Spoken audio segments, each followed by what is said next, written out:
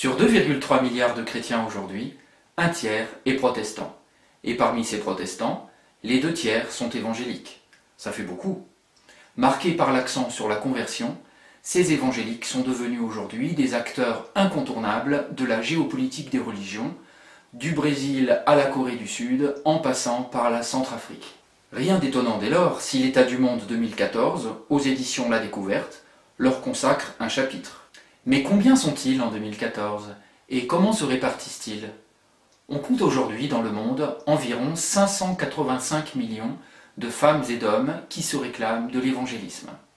Ces évangéliques se subdivisent en 2 tendances principales.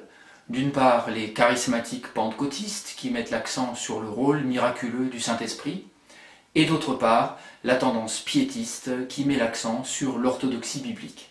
Pour arriver à cette évaluation, on s'est appuyé sur les données statistiques de l'année précédente, pondérées par l'accroissement naturel des populations. On a par ailleurs consulté les dernières synthèses publiées, dont les ouvrages de Miller et de Hefner sur le pentecôtisme global, tous 2 publiés en 2013. Peter Berger, dans la postface du second ouvrage, n'hésite pas ainsi, page 253, à parler de 600 millions de charismatiques et pentecôtistes. Enfin, on a recouru aux statistiques nationales actualisées, dont on trouve parfois écho, dans 2 survols mondiaux respectivement publiés en 2012 au Cambridge University Press et en 2013 aux éditions IVP Press. Renouvelés par de nouvelles orientations charismatiques, comme l'étudie Philippe Gonzalez, à l'épreuve des cultures, comme l'illustre un collectif publié par Yannick Fer et Gwendoline Malogne-Fer, comment se répartissent les 585 millions d'évangéliques comptabilisés en ce début d'année? Voici l'esquisse d'un bilan statistique à dater de janvier 2014. Le continent asiatique est aujourd'hui le premier poumon de l'évangélisme mondial. Page 138 de la seconde édition 2013 de An Introduction to Pentecostalism de Alan Anderson, Cambridge University Press.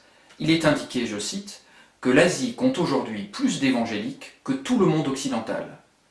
Au total, on comptabilise environ 190 millions d'évangéliques en Asie en 2014. On inclut dans ce total environ 60 millions de Chinois, 27 millions d'Indiens, 15 millions d'Indonésiens, 13 millions de Philippins et 9 millions de Coréens. À noter que ce dernier montant est légèrement en baisse. Plusieurs enquêtes signalent en effet une stagnation, voire une crise de l'évangélisme coréen. Il faut en tenir compte. Le continent africain compte quant à lui environ 160 millions de protestants évangéliques. On inclut dans ce total le Nigeria, dont on peut estimer la démographie évangélique à environ 50 millions aujourd'hui, le Kenya, 20 millions, le Congo RDC, 15 millions, l'Éthiopie, 14 millions, et l'Afrique du Sud, 14 millions également. Rappelons qu'au sein de ce très vaste évangélisme africain, il existe aujourd'hui une francophonie évangélique 40 à 50 fois plus importante au plan démographique que l'évangélisme franco-français. Le continent sud-américain et les Caraïbes concentrent environ 112 millions d'évangéliques au début de l'année 2014. On compte le Brésil, 45 millions, le Mexique, 10 millions, le Guatemala et l'Argentine, pays d'origine du pape François, 5 millions chacun. L'Amérique du Nord rassemble quant à elle environ 96 millions d'évangéliques, dont un peu plus de 92 millions aux États-Unis et un peu plus de 3 millions au Canada. Les statistiques ici évoluent peu sur fond de tassement de l'évangélisme états-unien. Cette faible variabilité marque aussi l'Europe qui regrouperait environ 20 millions de protestants évangéliques, répartis notamment entre le Royaume-Uni, 5 millions, la Russie, l'Ukraine, la Roumanie et l'Allemagne, 2 millions chacun.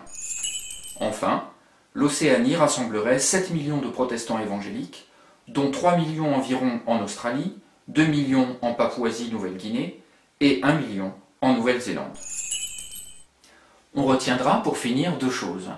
D'une part, la diversité de la nébuleuse évangélique born-again, multipolaire, décentralisée, qui interroge les régulations étatiques classiques.